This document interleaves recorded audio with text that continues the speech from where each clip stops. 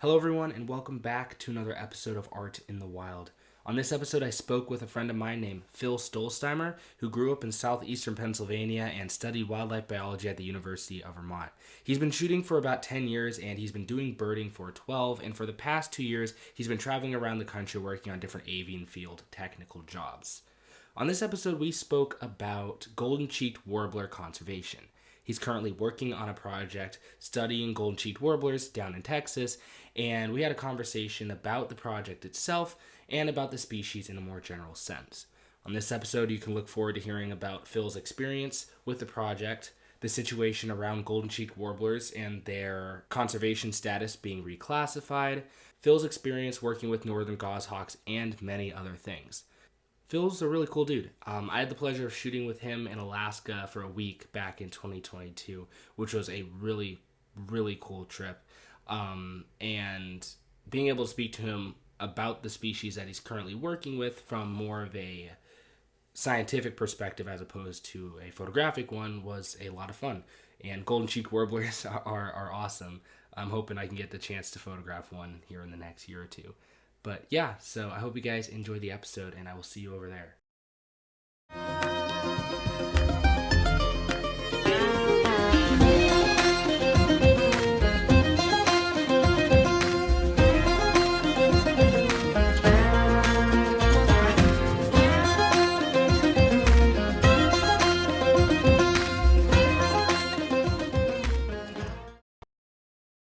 Hello, everybody, and welcome back to another episode. I'm here with Phil Stollsteimer, and we're going to be talking about golden-cheeked warblers.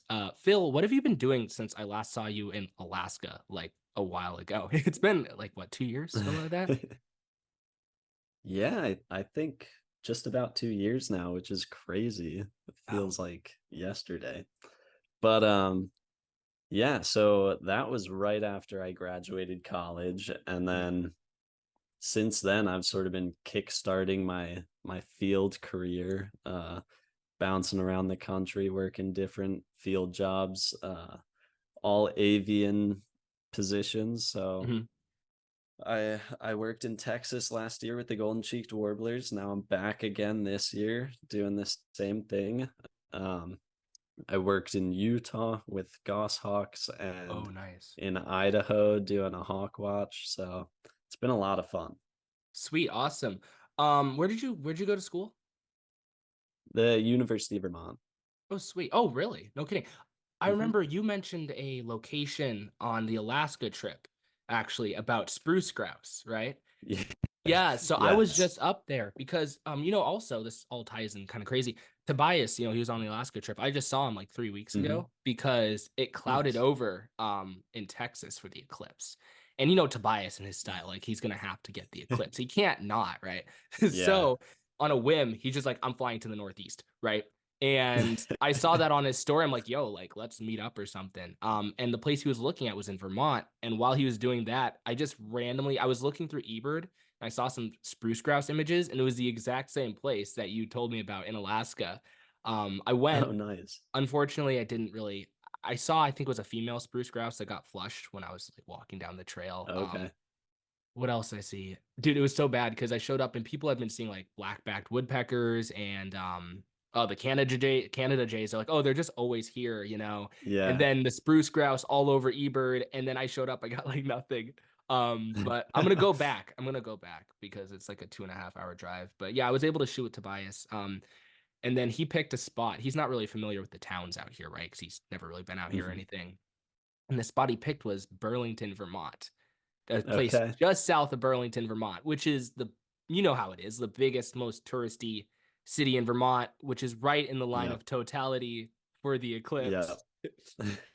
Yeah. So we were going to meet up. So we met up at the shooting location and then we were going to meet up. We were going to drive a little bit south and then meet up for dinner.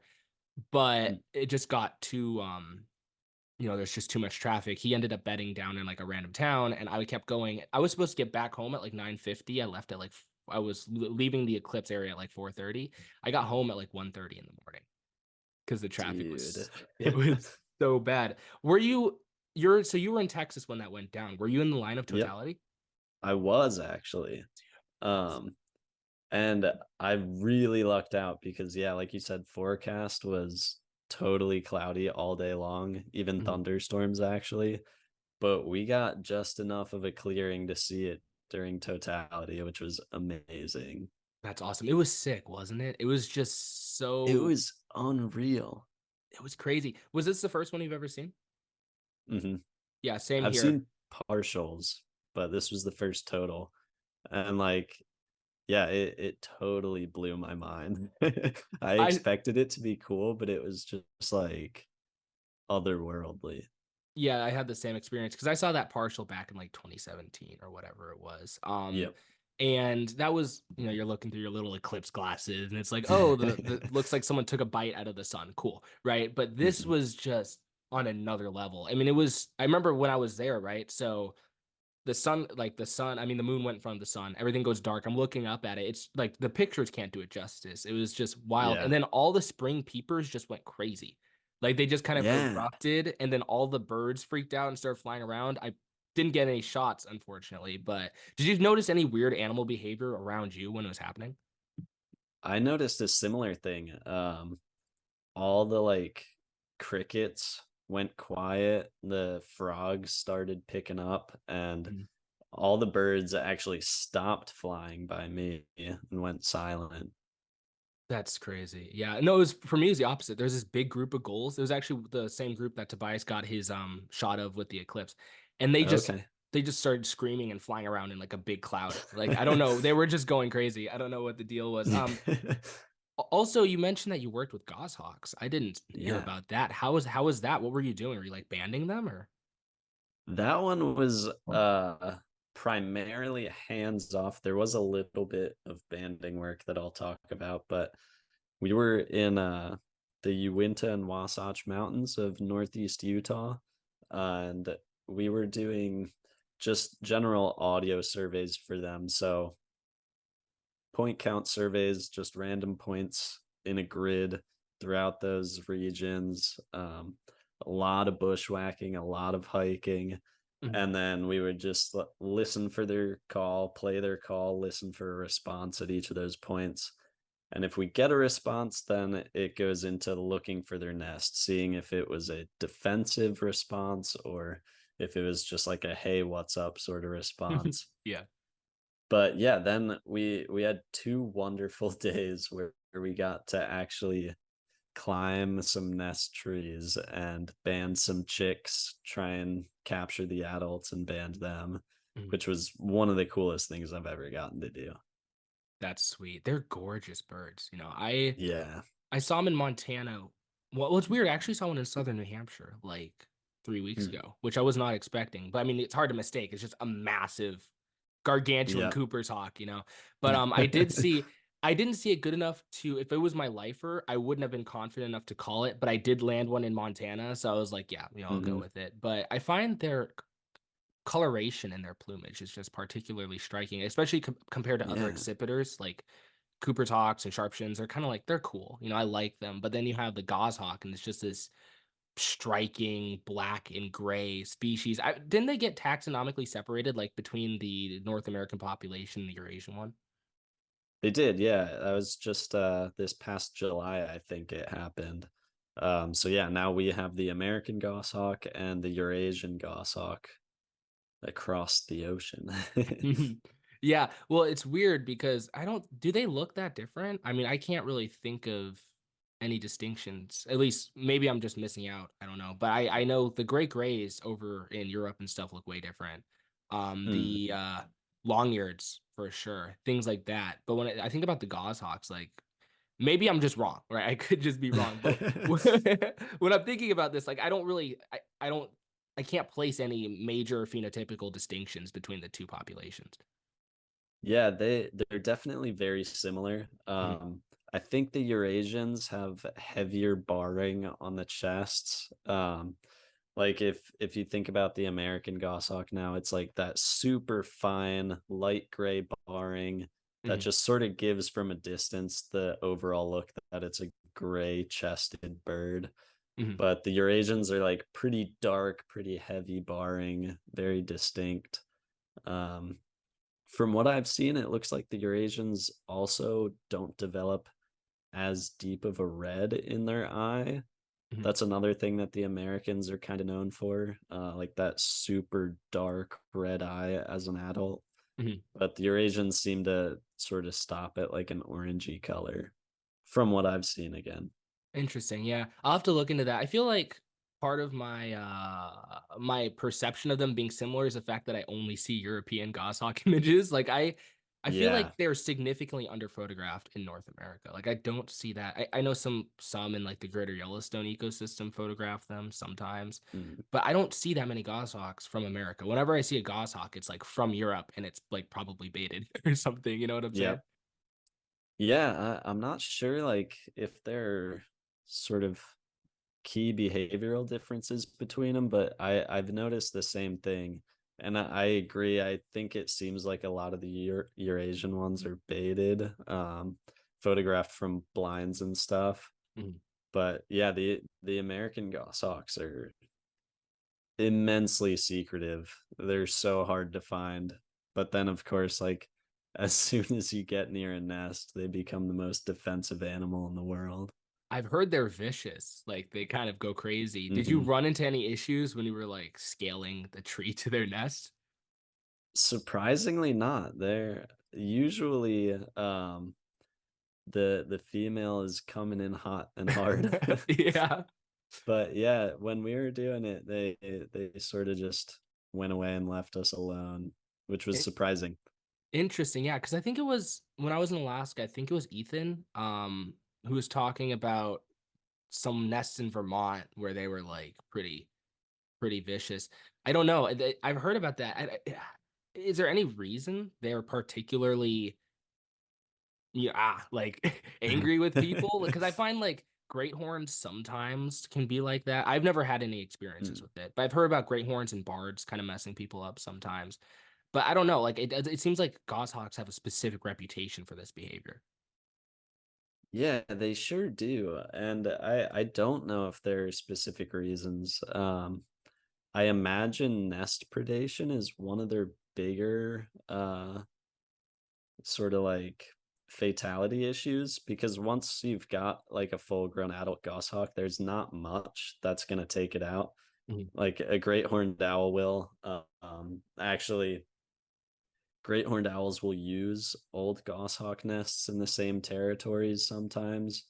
So there will be like territorial disputes there. mhm. Um, but yeah, it might just be because, like any other animal, they're super vulnerable when they're in the nest. So the parents are able to take care of, like, say, a fisher or something if it's climbing up the tree, Mhm. but the nestlings can't defend themselves. So maybe they're just really good parents. For sure, sounds like it. Now, you've been like working with animals and all this stuff. It sounds like it's obviously like something you're very passionate about. How did that start? What was Mhm. like your first encounter with a wild animal that really got you into the world of wildlife? That is a really tough question. I I've been into nature as long as I can remember, and Mhm, I genuinely can't think of a specific instance that like sparked it. Um, I think it's probably just because my family's been into it, so I've just sort of grown up in a family that appreciates nature, so I've always been into it. Um, I was originally more of a herp guy, so I would spend mhm, a lot of time as a kid going out looking for snakes and salamanders and all that stuff. And then when I was 12 years old, I watched the movie The Big Year mhm. and I was like, wow, that looks fun. So Yeah. I did a big weekend and then a big spring break after that, Mhm. and that just sort of got me hooked. I started going to bird walks at a local nature center, and there were a bunch of guys who were just amazing mentors there. So yeah, I just started going with that and never stopped, and that's how the birding began. Sweet, awesome. Yeah, you're similar to me. Like I can't pinpoint a specific point. It's literally ever since I was like a baby, I've just always been obsessed with Hmm. like BBC documentaries and stuff like that. And also, I think I talked about this on Sadie's episode, but like the stage when you were like a kid flipping rocks and looking for salamanders and snakes and stuff is real.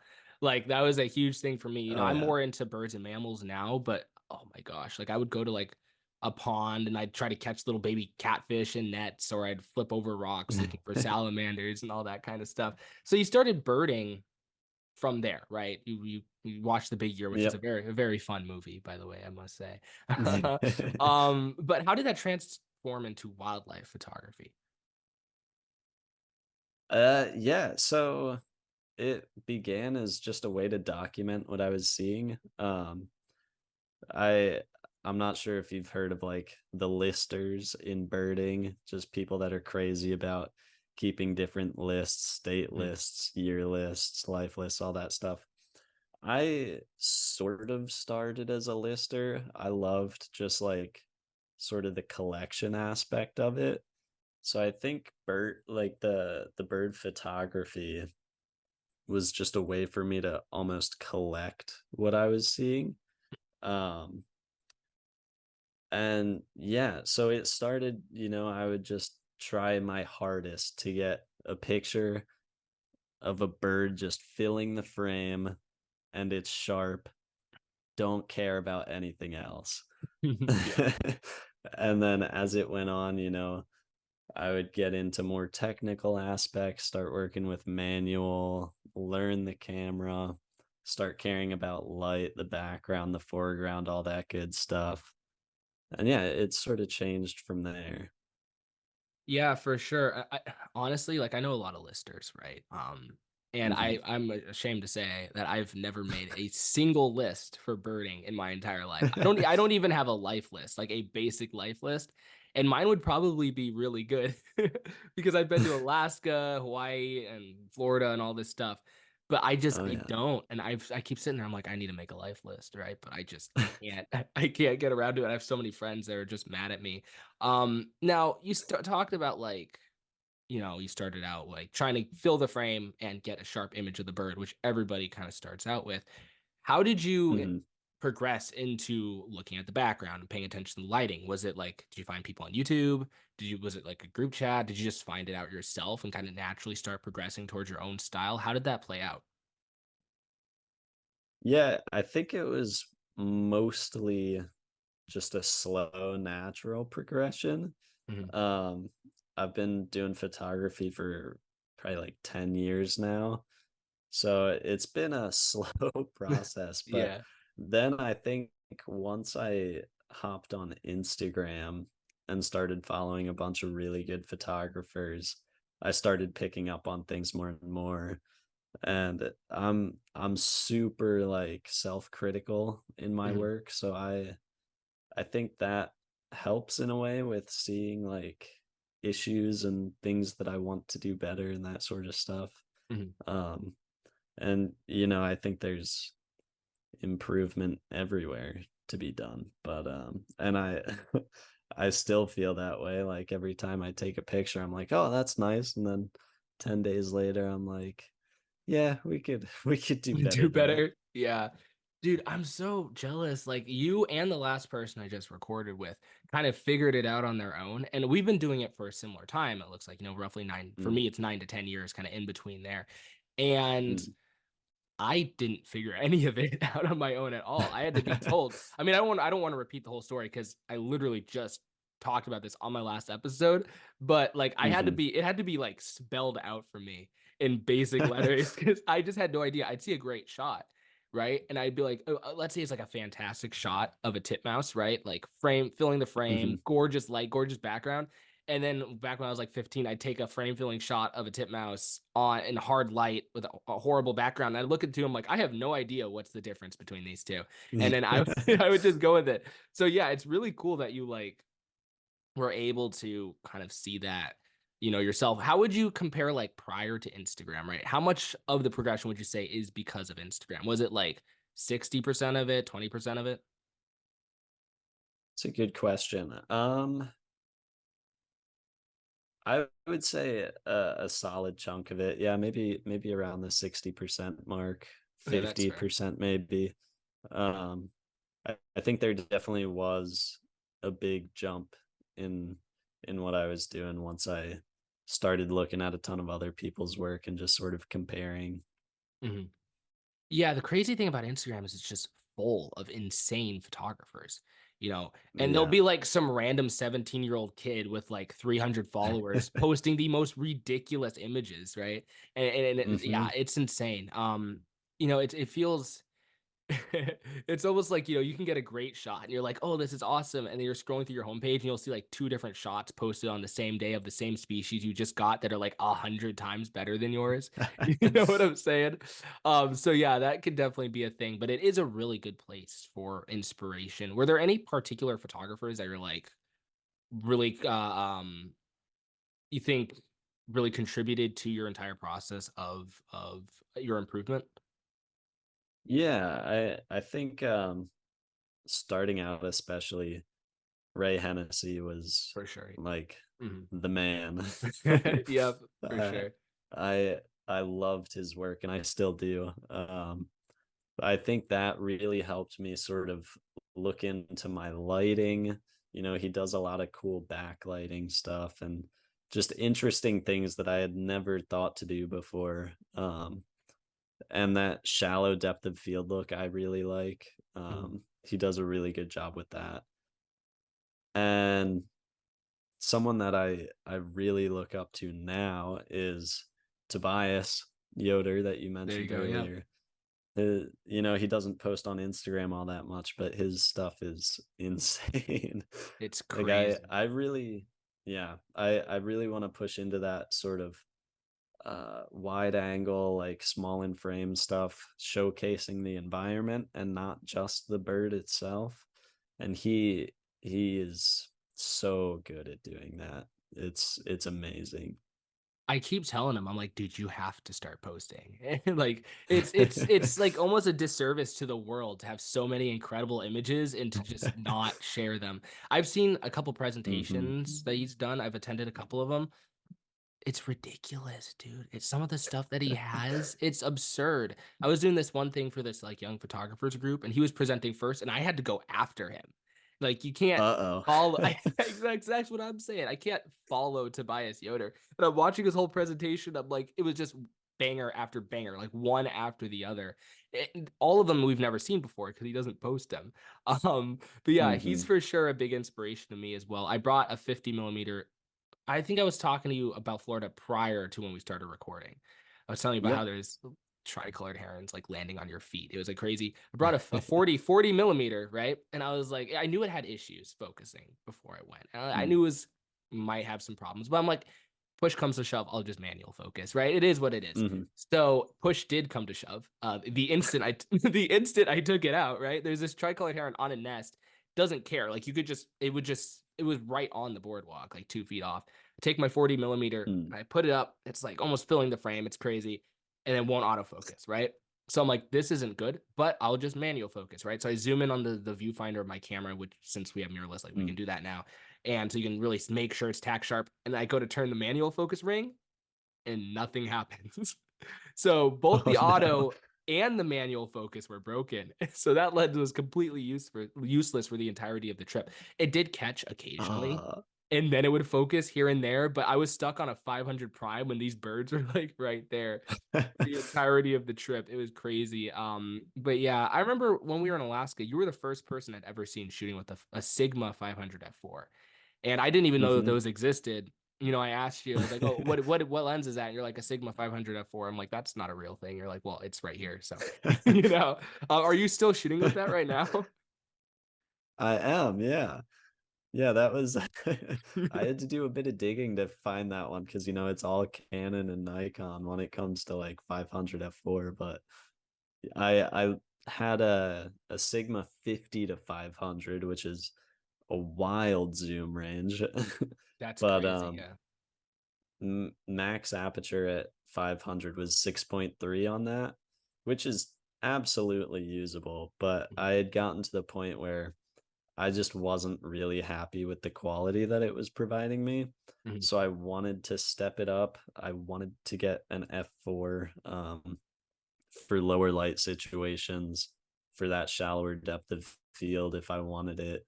Um, and I love Sigma. I've used them a lot, and I think the quality is excellent. So, I searched for if a Sigma 500 F4 existed, and lo and behold, it did.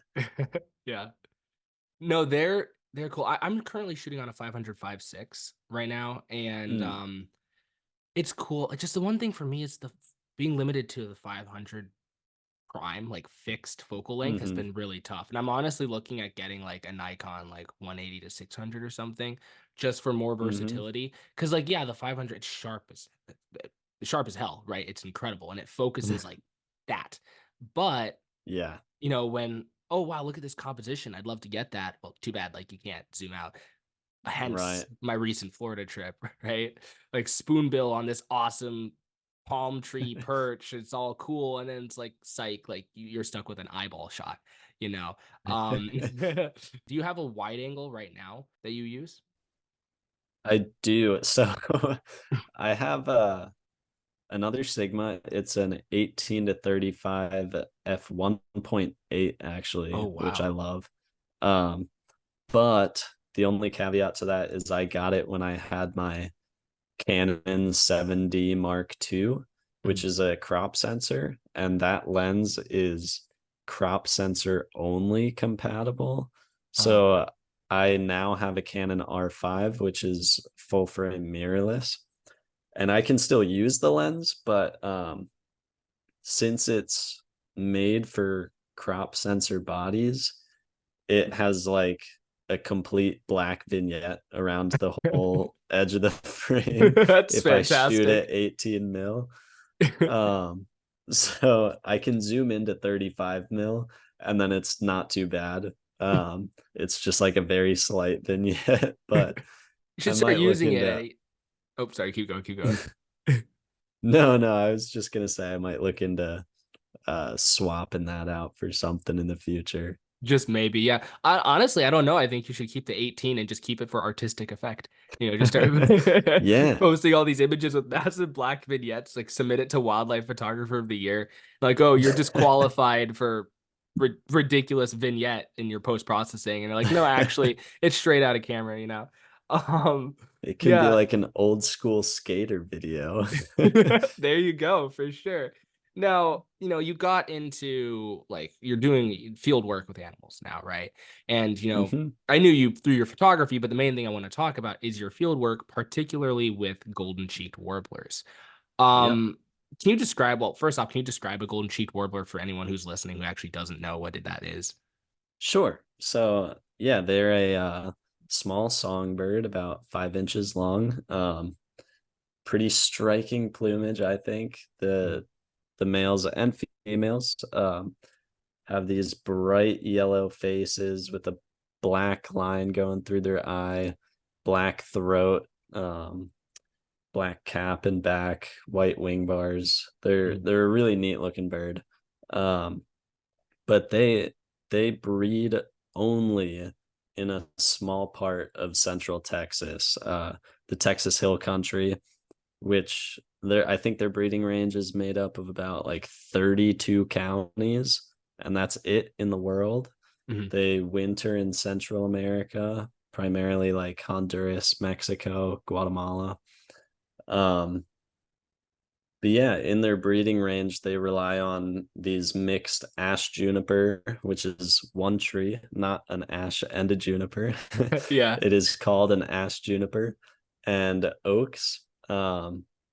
So these forests, they sort of prefer like a 70 to 30 split of juniper to oak. Um, and that sort of provides them with all the things they need to reproduce successfully. So the females make their nests almost exclusively out of ash juniper bark. Mature ash junipers get this really shaggy bark that peels off into like these thin strips, Mhm. and the females will weave their nests out of that and hold it all together with spider web. So that is an absolutely critical tree for their reproductive success, and their survival basically. And the oaks are just excellent for providing insects and all the stuff they need to satisfy themselves and a bunch of hungry kids. Um, yeah, they're a federally endangered species. Most of that's due to habitat restrictions, habitat loss, and stuff like that. Um, there's unfortunately the ash junipers that they need were historically like prime fence post Oh, trees. wow, yeah. So they were cut down a lot to use as fence posts because they're strong, sturdy, and rot resistant. Mm. And then on top of that, it's just, I I hate to say the word standard, but at this point it almost feels like standard habitat loss that we see everywhere else Mhm. for development and stuff like that. Yeah, for sure. Has their range always been really limited just to this area in Texas, or did it used to be much more expansive and just through habitat loss, it's just been cut down a ton? As far as I know, it's always been very, very restricted. I think the ash juniper may have extended further northwest in Texas historically. Mhm. But as far as I know, it's always been just central Texas that they breed in. Interesting. And do they breed at all in Mexico? Or is it literally just this part of Texas? Like there's no breeding range going into Mexico or anything like that? Yeah, no, just Texas. That's wild. That's insane. Yeah. Hmm. I almost feel like even if they were just given their restricted, range and things like that, and I'd imagine inherent restricted population based upon that restricted range, I feel like they'd almost be Hmm. endangered by default, just because Right. they're just kind of built to be endangered because they're so limited. Do you know what genus they're in? Are they related to black-throated green warblers? Because they look awfully similar. Yeah. So their genus is uh Cetophaga, Mhm. if I'm pronouncing that correctly. Yeah, they're closely related to black-throated greens. And the black-throated greens do migrate through here in like end of March, early April. So we always have to be extra careful when we're out looking for the golden cheeks that we're not just watching a black-throated green warbler. Yeah, for sure. And I mean, I know they have the black throated. I mean, the what am I saying? The golden cheeks have that have that black cap. I know that's one of the Mhm. main major distinguishing factors. Do they have stronger wing bars too? Is that one of the main differences? The wing bars are a little bit stronger on golden cheeks. Mhm. Another main thing to distinguish the males is that the golden cheeks have a really black, really defined eye line that just goes through their eye. Mhm. And the black-throated greens have sort of an olivey-ish auricular patch, which is basically just a larger patch covering more of their cheek on their face. Yeah. And another really subtle thing is that the golden cheek warblers have a totally white vent, but black-throated greens have some yellow on their vent. Cool. Awesome.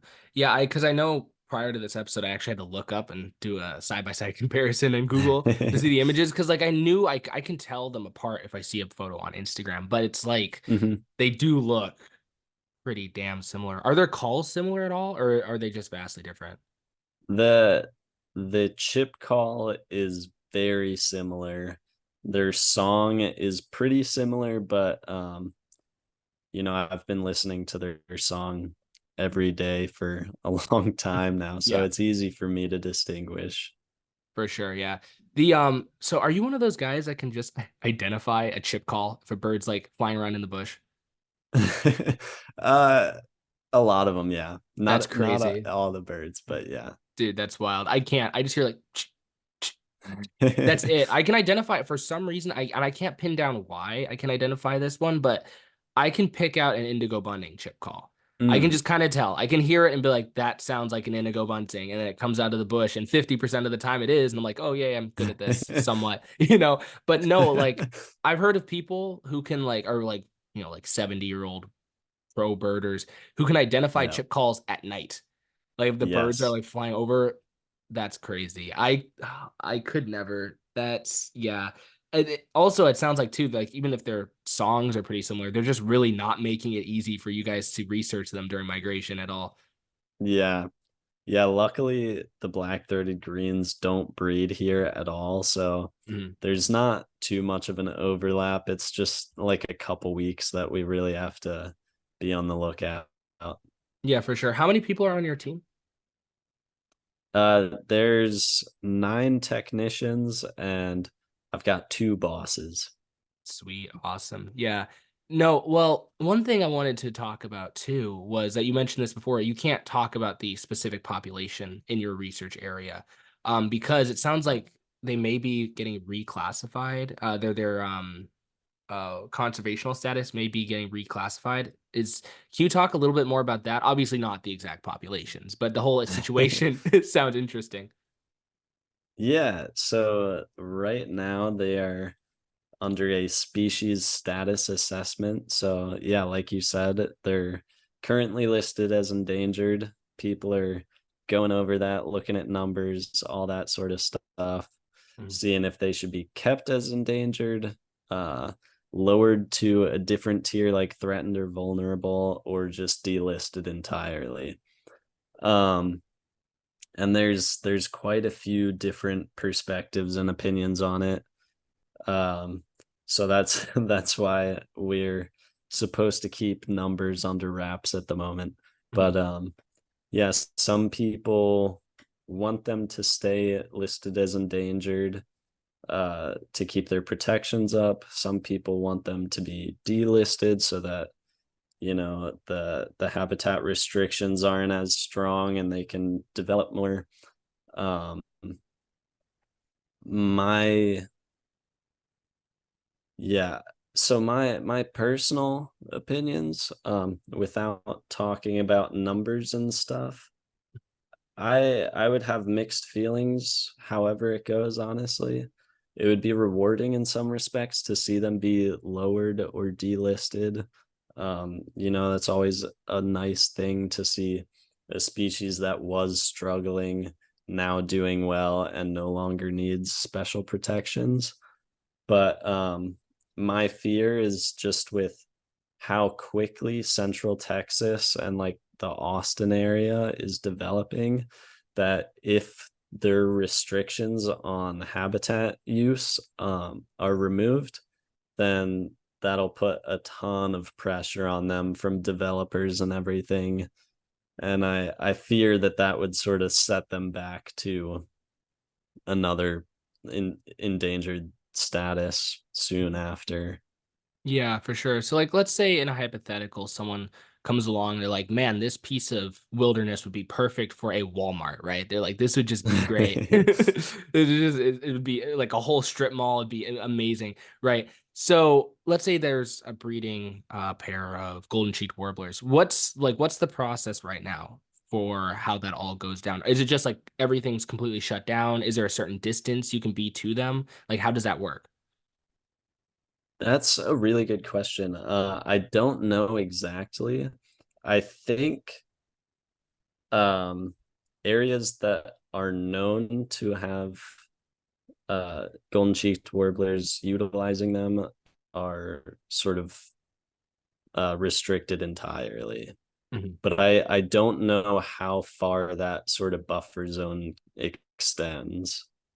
Yeah, because I know with spotted owls, it's like a pretty huge thing, especially with like logging and Mm, stuff like that.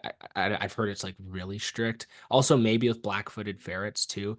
But I wasn't sure if it mm, was like if one is seen breeding in an area like absolutely no touching it at all, or if there was like some leeway with that. Because I'd imagine if they if their conservation status gets changed and lowered, that's going to have pretty big ramifications for how much development can go on. And as you were saying, like I've heard yeah. Texas is blowing up. I was just in Sarasota area in Florida. That's going crazy. And actually where I was just at, so that was a month ago, and where I think I was talking to, yeah, about before the episode we were talking about this. When I was in St. Augustine area, I had an Uber driver, and I was talking to him, and he was a cool guy. But he's like, yeah, it's really nice. People are moving out here. Like, look, we have all this undeveloped, perfect homeland, perfect land to build homes on. And it's like this beautiful wilderness. And I'm looking out the window. I'm like, I don't know, man. So, yeah, it's tough. I mean, how often do they do these reassessments? Because, like, let's say they do one now, it gets taken off, right? Let's say completely delisted, and then Mhm. all of this growth starts happening over their habitat. It's gonna be like 10 years before they reassess it, and they're like, oh, they're actually extinct now. Like, how is that gonna work? Yeah, so I know that well, let me back up a little bit. So on the military installation that I work on, which is Fort Cavazos, just outside of Killeen, Texas. Um, there's a black-cap vireo project going on there too. And the black-cap vireos used to be listed as endangered, but they were recently delisted. Um, I think they're listed as threatened now. Mhm. But once a species is lowered or delisted, I believe they have to be surveyed for the 10 following years to see how their population is doing. Okay. So, yeah, if the golden cheek is changed, then um, I imagine our project would still go on for another 10 years, or a similar project would, to keep monitoring the population, make sure that they're not suffering too horribly. Yes, so that's good, for sure. It's weird because you Hmm. mentioned earlier about them like being delisted through like the work that's been done and that being a good thing, right? So Hmm. their population, I'm assuming, is going up now. Before, was it going down? And what was mainly driving that cause? Like, was it going down due to habitat loss, and then were there corrective measures put in place, and then that was able to stabilize the population, or was it just not necessarily going down? It was just like, oh, holy crap, like we're losing a bunch of this habitat that they need to survive. We need to list them as endangered. Yeah, I think it was primarily just habitat loss. Mm. And I'm not exactly sure what's going on in their wintering grounds, but I would imagine that those areas are putting pressures on them as well. Um, like, you've heard of parts of the rainforest in Brazil being chopped up for farmland and stuff like that, Yeah, which is, a whole nother topic. But I I don't know how much pressure is being put on them from the wintering grounds. I know for some species, the primary issue is the wintering grounds just not being suitable anymore. Mhm. But here, I'm pretty sure it's mostly just been a habitat loss thing. So preserving their habitat and just monitoring them in that habitat, making sure that they're still successful there has been helping. for sure. Well, yeah, definitely. I mean, there could be challenges presented to them if they get delisted, but hey, I mean, the point of having the list is to get them off of it eventually, right? We don't want them to stay on Hmm. there in perpetuity. Now, you're working on this project. Can you describe like the day to day? Like, what exactly are you doing when you're working with these birds? Yeah. Um, so a little bit of a background. Like I said earlier, I'm working on the Fort Cavazos military base. Um, and the reason that they're being monitored there is because it's federal land, and federally endangered species have to be monitored on federal land. So we're keeping track of them there. Day to day is pretty different every day, which is nice. Yeah. But we've got 3 study sites in the training areas there. So there are training areas on the military installation that are largely undeveloped, just space for soldiers to train and stuff. And our work um, is in those training areas, which is shockingly good habitat for the warblers. Yeah. You wouldn't think of a military base being great birding habitat, but it is. Um, And we've got 3 study sites where we really, really closely keep track of them. So we try to monitor every single breeding pair on that study site. Each of them are about like 70 to 80 hectares, I think. Mm. Um, so what we do for that is we recite all of the banded birds there. So each bird that we're able to, we catch and band. We put a USGS metal band on one leg and 3 color plastic bands on their legs too. And this gives them a unique combo that we can just look at from a distance and know exactly which bird it is. Then we don't have to do any more intrusive stuff. Mhm. So we keep track of all the birds that way. We will follow the males around.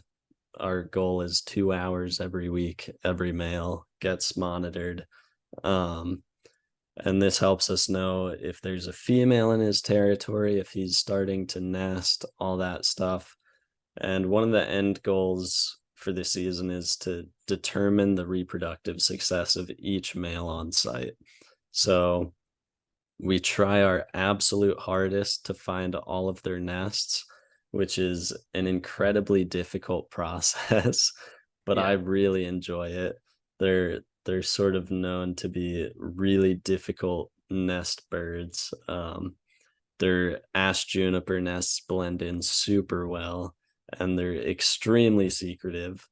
Mhm. Um, but we'll monitor their nests, keep track of their success.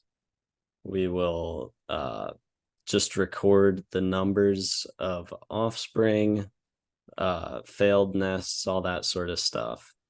And then outside of our study sites, we have point counts that we do. So this is auditory surveys again that cover a much larger portion of the rest of the military installation. And this is sort of to give an idea of total population numbers. So we do a point and we record the number, distance, direction of each bird that we hear. And then we can sort of extrapolate from those numbers into how many we think are on base.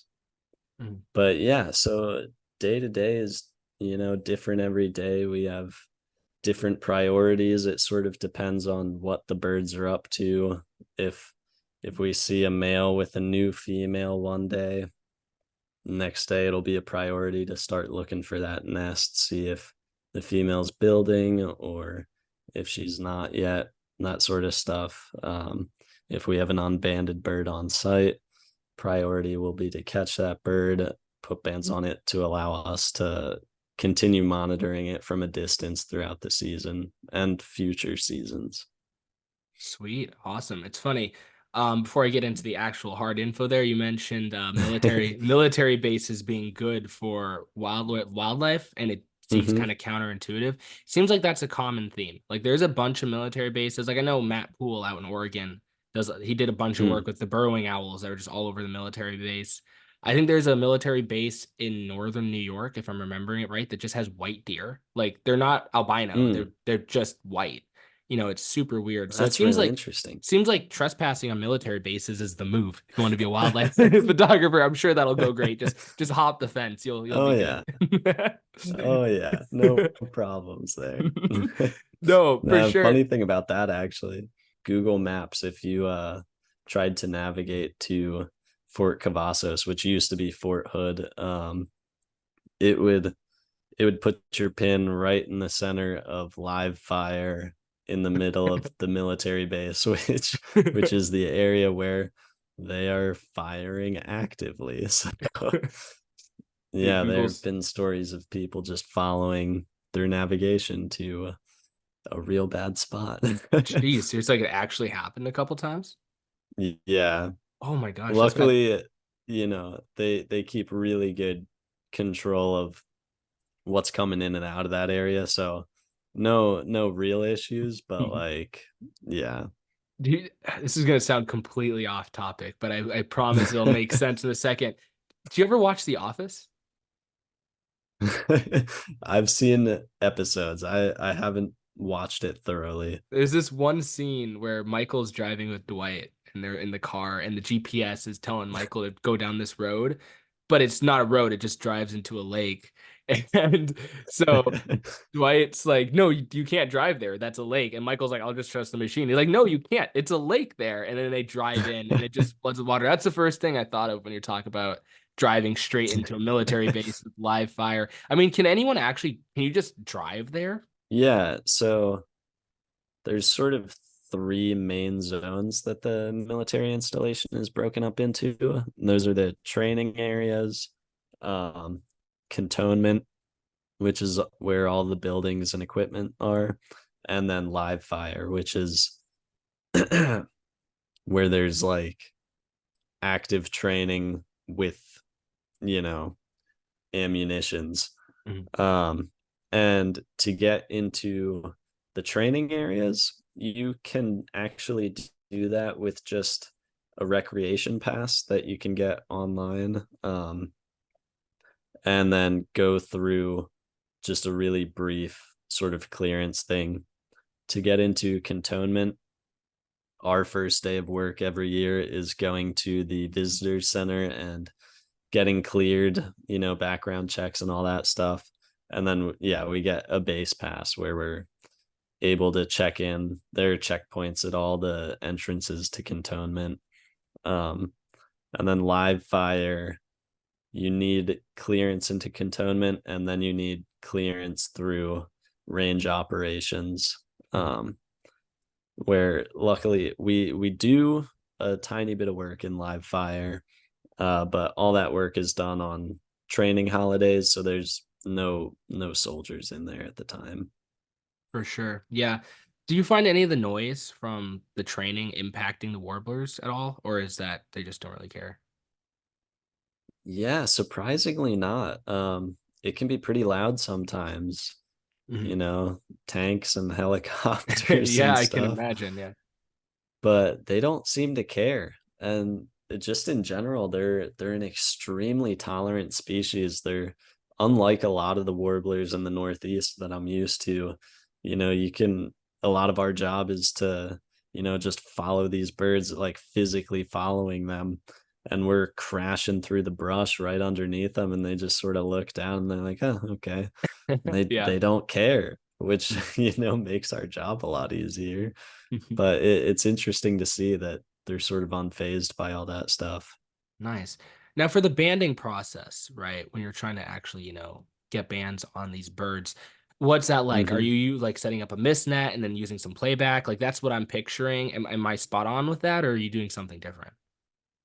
You are pretty spot on. So I think I should say, just, to cover my bases, that before we do any of this, we have really, really extensive and intensive training. And we all have to be cleared before we're allowed to do this. And, use of all the necessary federal permits and all that stuff. But yeah, so when we find a no band bird, we'll sort of follow it around for a little bit, try and determine its territory, and then we'll find a good place to set up a mist net. Um, and we will set that up. We have two speakers. We'll put a speaker on either side of the net and use playback to draw them in. And, you know, for any bird, I think, but especially since these are an endangered species, we have a cap on our netting attempts. So we're only allowed 30 minutes per attempt. If the bird doesn't come in, you sort of scrap it. And then we're only allowed to try once every couple of days. Okay. But usually these birds are pretty territorial, so they'll come in quickly. And it doesn't take too much time to catch them. And then yeah, as far as the banding goes, each of the bands are like, I think the metal band is 0.057 grams, and then the plastic bands are like 0.014 grams. So essentially no weight, but there are restrictions to how much weight you're allowed to put on a bird, and we're, well below that. But yeah, we give them each a unique color combo. Each of the metal bands has a unique number on it. So that way we can, yeah, ID them from a distance. We don't have to catch them again. Don't have to do any of that stuff. Sweet, awesome. I didn't catch this earlier. Do you just ban the males, or are you also banning females as well? Yeah, that's a good question. We banned all that we can. So we will ban females if we're able to, but they're a lot trickier. Mhm.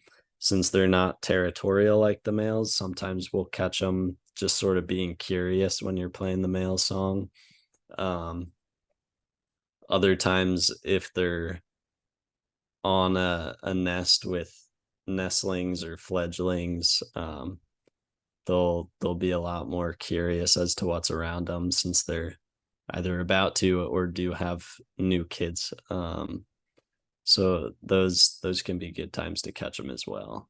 Yeah, for sure. The reason why I wanted to ask is because I was wondering, with warblers, do you guys ever observe any monogamous behavior? Like, do you find two like a pair meeting back together on the breeding grounds, like we see with like bald eagles or something like that, or is it just like they're just like whoever shows up first? They're like, yeah, we'll go with you.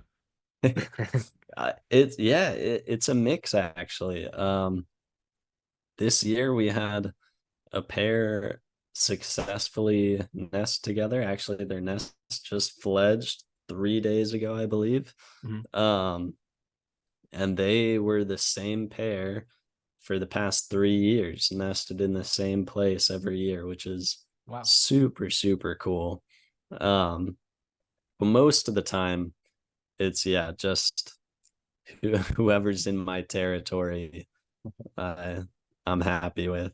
Um, and it's funny to see. So the males get here first. The older males get here absolute first, and then they're soon followed by the second year males, which are birds that fledged the previous spring, and then the females come in, and the males will all try and set up their territories before the females get here. But then once the females get here, a lot of the times we'll see they sort of choose a general territory that a male's in, but they'll sort of focus on one spot, and then the male will sort of shift his territory to accommodate for that. Mhm. Um, so the females tend to be the final decision makers as far as that goes. But yeah, Interesting. the most males will, you know, just pair with whatever female shows up in their territory.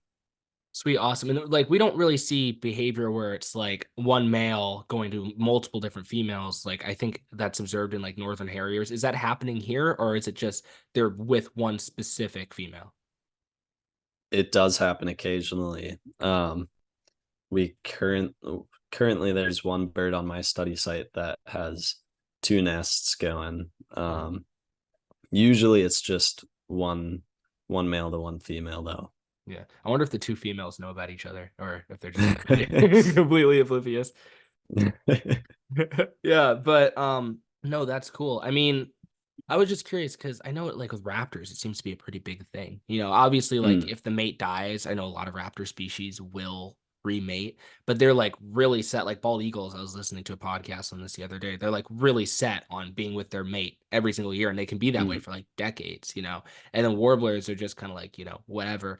Do you find that they will come back to the same breeding area? So if let's say a fledgling, successfully becomes an adult, survives, goes down south, migrates, and then comes back up north. Is it going to go to the same area, or is it going to try and find a different region? Because I'd imagine maintaining genetic diversity would be pretty important. So they might not want to come Hmm. back to the same exact woodlot. You get what I'm saying? Yeah, it seems like the younger birds disperse a lot more than the older birds do. Um, a lot of the males we have on site were in the same exact spot last year. Mhm. So they have a very high site fidelity in that way, but there's definitely a fair bit of dispersal as well. And it seems to me like the older birds prioritize the same areas. Excuse me. No, A you're lot more good. than the younger birds do. Yeah, I mean it makes sense because the younger birds are going to be coming back looking for a territory. Like if one male has claim to a region, a specific spot, he's probably going to come back there year after year. I know I've talked to some people who Hmm. photograph warblers, in specific locations, and they're like, "Yeah, this is the same bird I've been photographing for like 4 years or something like that." But I mean, it makes Mm. sense because the male's not going to be able to come in where he was born and just take over his dad's place. Like that's not going to happen. I was Right. just curious though if you knew if you had any specific data on like how far they'll disperse because I'd imagine if they all came back to the same 2 acre lot um of trees, like the genetic diversity might be an issue. You get what I'm saying? Hmm. Yeah, I don't have any numbers for that, unfortunately. We haven't done a ton of work with tracking fledglings and like hatchier birds, but like in terms of adults, for instance, we've I think never ever had a adult bird from one site come back to a different site Mhm. in a future year. Interesting. That's cool. Yeah, I was wondering like also like if any males would ever push each other out and you'd see one like get forced out of its habitat eventually. Because they seem like really concerned about that happening, with their response to playback. They're very upfront about like, no, this is my place. I'm keeping it, and they seem very combative. But if no one's ever taking their stuff, they may be a little paranoid. I don't know. Yeah. No, they're extremely territorial, and that definitely does happen. Yeah, for sure. Um the first bird to get to sight usually just like sort of flies around and occupies as much space as he possibly can. And then as more and more birds come in, he'll sort of shrink his sight, his territory rather, as other birds sort of push him around. Mhm. For sure. Yeah, probably focusing on the most ideal area, right? I'd imagine Hmm. prioritizing. I don't know if they actually think that through that much, but I'd imagine if they find a particular grove of trees that's really good for inchworms or something, I don't know. They try to try to focus in on that. No, but that's really cool. And also, you're watching these guys. You said what, 2 hours per male per day, something like that. Um, Per week. Per week. Okay, sorry. Yeah, that would have been a lot. But still, I mean, that is a significant amount of time. Are there any like quirky little behaviors that you see these guys doing? Because you're watching these guys for so much time. Mm, yeah, I absolutely love them. Mhm. Their behaviors are super interesting. So one one of my favorite parts of the job is nest searching. I think it's just like an amazing puzzle. I love it. And just watching the males interact with the females is so fun. I found that most of the time you can tell when a male has a brand new female in his sight based on the way he's acting. So their songs will change entirely. They've got like a couple different main songs that they'll do. What we call their A song is sort of just like hey, I'm here, this is my territory type deal. Mhm. And they'll do that once they first arrive.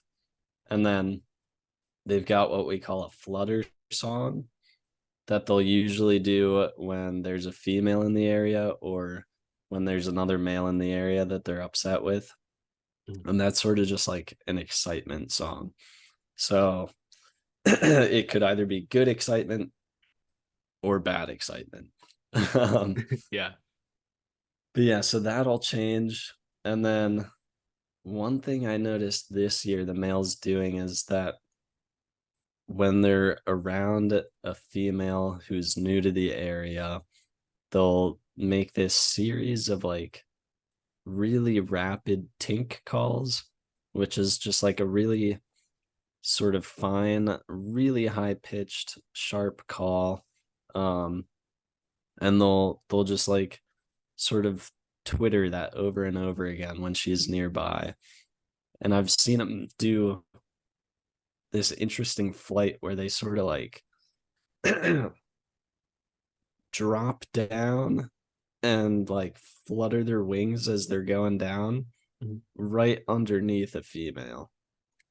Huh. And yeah, that was something that I didn't notice last year, but I've seen a couple males do that this year, the first day that there's a female in their territory.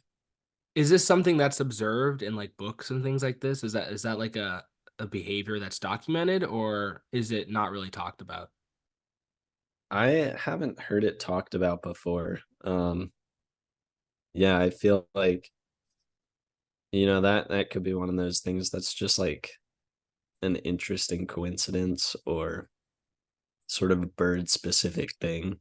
Yeah, But yeah, I think just sort of watching them every day lets us see a bunch of these really unique behaviors that aren't as well documented. for sure. Have you gotten any videos of this behavior? Because it'd be cool if you were No. like the first guy to like document this. You can Yeah, name the behavior unfortunately after not. yourself. I mean, Yeah, well, do you get? unfortunately Oops, sorry. not, No, keep but keep going. Keep going. no, you're good. Sorry, yeah, it's just sometimes the lag in the with like Wi-Fi and stuff can cause an issue because like somebody starts to talk and then the other one starts to talk and then they stop and stare at each other for an awkward period of time. I had this one episode and this slight tangent. I had to make like 120 cuts in the episode because there was so much dead space and I had to learn it would be like 10 seconds of dead space. I'd be staring and then they'd start talking, you know.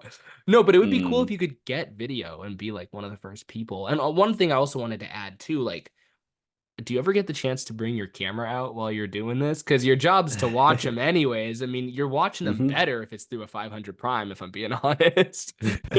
You know? Yeah. My boss has said that I'm totally welcome to bring my camera around. And occasionally I do, but it's definitely difficult sometimes to be sort of loping around the woods with a 500 prime when Yeah. I'm trying to bushwhack around and follow these birds. But there are many, many times where I've been kicking myself for not having it because, most of the time they can be really tricky to see. But since it's literally our job to follow them,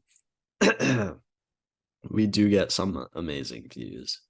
Dude, yeah, you should bring your camera at some point because like I feel like Yeah. they're really under photographed, on and social Hmm. media. Like I don't see them that often. I think that's just due to their elusive nature and things like that. So if you're able to go out and get some photos, you could be like the golden cheeked warbler guy, on Instagram. Oh, or be That's like the that goal. That's the for goal. sure. Or be like that one guy who does like when they're banding, like the studio photos of them. You know what I'm talking about? He does like Oh the yeah. macro photography, stuff like that. Yeah. Yep. Well, that was a really cool episode.